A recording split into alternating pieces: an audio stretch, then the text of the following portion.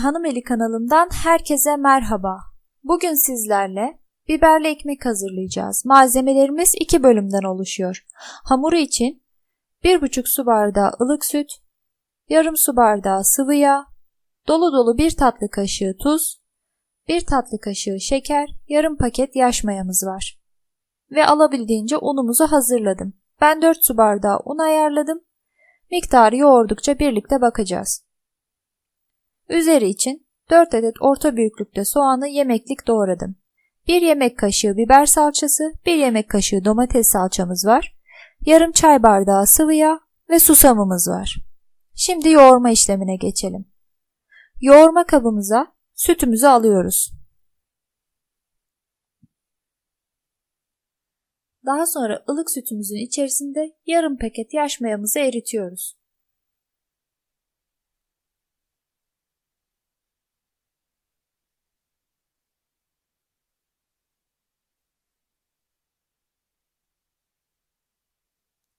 Süt ve mayamız birbirinize karışınca üzerine yarım su bardağı sıvı yağımızı ilave edelim.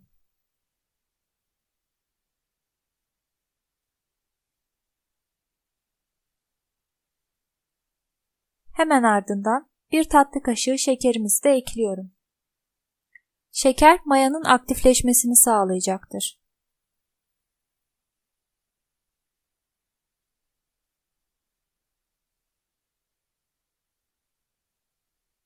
Güzelce karıştıktan sonra üzerine tuzumuzu ilave ediyorum.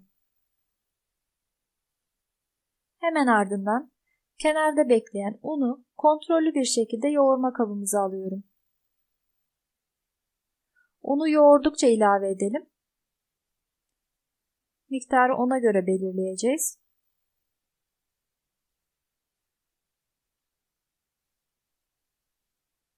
Ben karıştırdıkça un ilavesi yapacağım.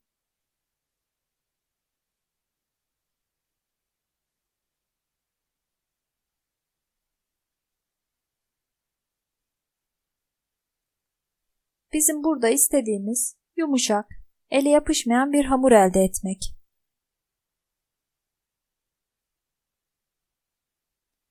Evet, gördüğünüz gibi yoğurma işlemine devam ediyorum. Hamuru biraz toparlayacağım.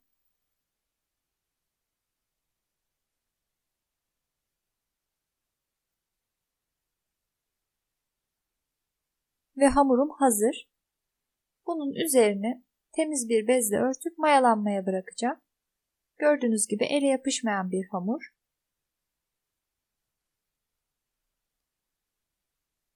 Dört su bardağından bu kadar unumuz kaldı. Şimdi üzerinin harcını hazırlayalım.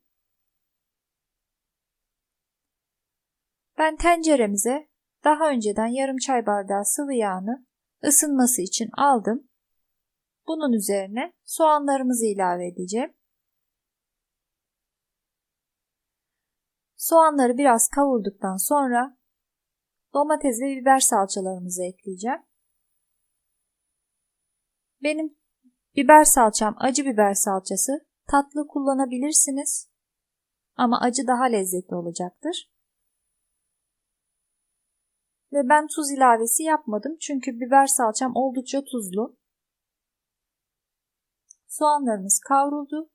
Salçamızı ilave ediyoruz.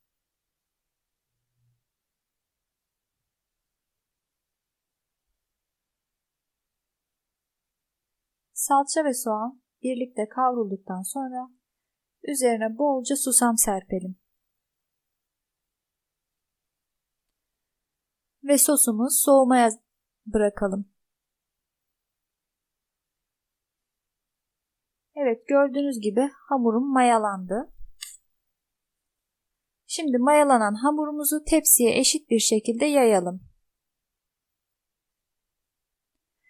Ve üzerine hazırladığımız harcı her tarafına gelecek şekilde sürelim. Şimdi 200 derecelik fırında alt üst kızarana kadar pişirelim. Pişirmeden önce 15-20 dakika tepsi mayası yapabilirsiniz. Benim hamurum pişti. Oldukça güzel kızardı. Siz de bu lezzetli ekmeği deneyip misafirlerinize ikram etmelisiniz. Mutlaka tarifi sizden isteyeceklerdir. Kahvaltılarda nefis bir tarif. Dilimledikten sonra sizin ne kadar kızarttığımı göstereceğim. Evet, hamurumun kalınlığı bu şekilde. Kalın oldukça daha lezzetli olacaktır.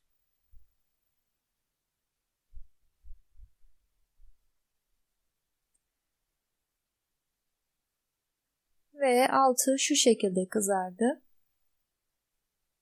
Gördüğünüz gibi nefis görünüyor. Kahvaltılarda bu tarifi mutlaka yapın. Tarifimi beğendiyseniz kanalıma abone olmayı, videomu beğenmeyi ve yorum yapmayı unutmayın. Bir sonraki tarifte görüşmek üzere.